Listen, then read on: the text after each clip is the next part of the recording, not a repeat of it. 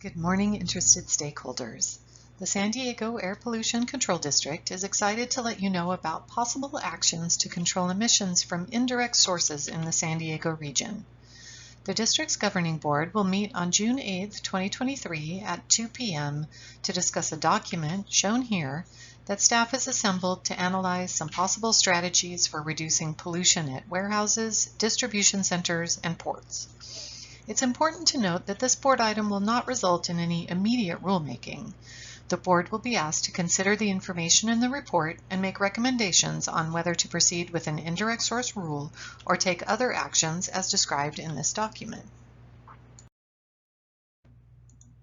As a refresher, the Clean Air Act defines an indirect source as a facility which attracts or may attract mobile sources of pollution.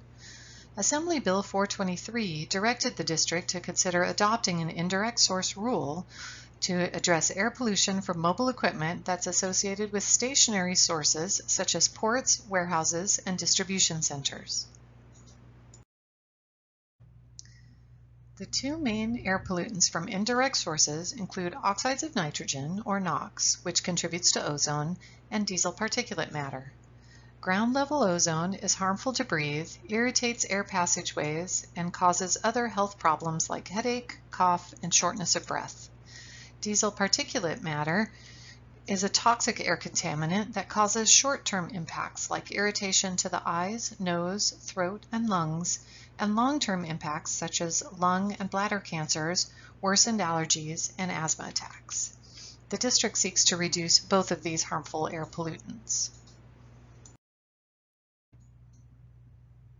Over the past year and a half, the district has researched different methods for reducing air pollution from indirect sources. The district has collected thousands of data points on existing facilities and equipment to help guide our research and better understand potential impacts. We've conducted almost 50 stakeholder meetings to learn about potentially regulated businesses, their existing operations, and concerns from the community.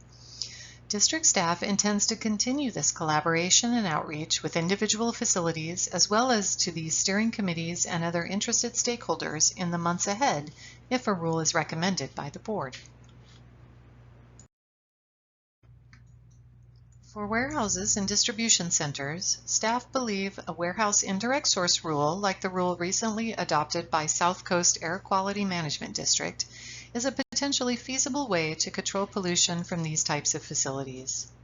A rule like South Coast would affect approximately 240 warehouses in San Diego County, including some that are located in the international border and portside areas.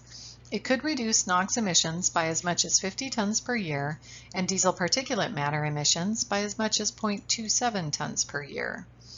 This would likely result in community health benefits, including fewer cases of premature death, asthma attacks, and lost workdays.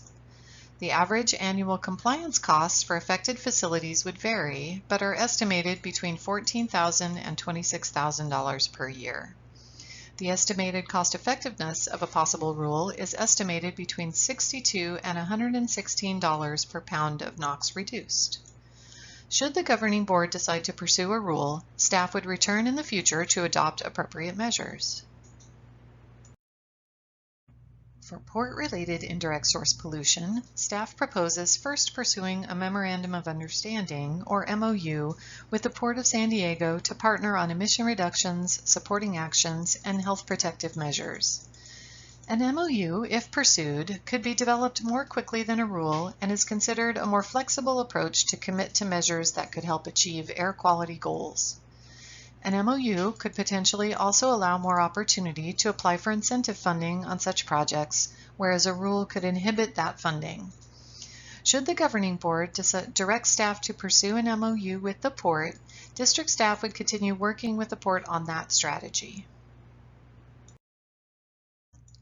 The district's governing board is tentatively scheduled to consider this indirect source rule document at the board meeting being held on June 8, 2023 at 2 p.m.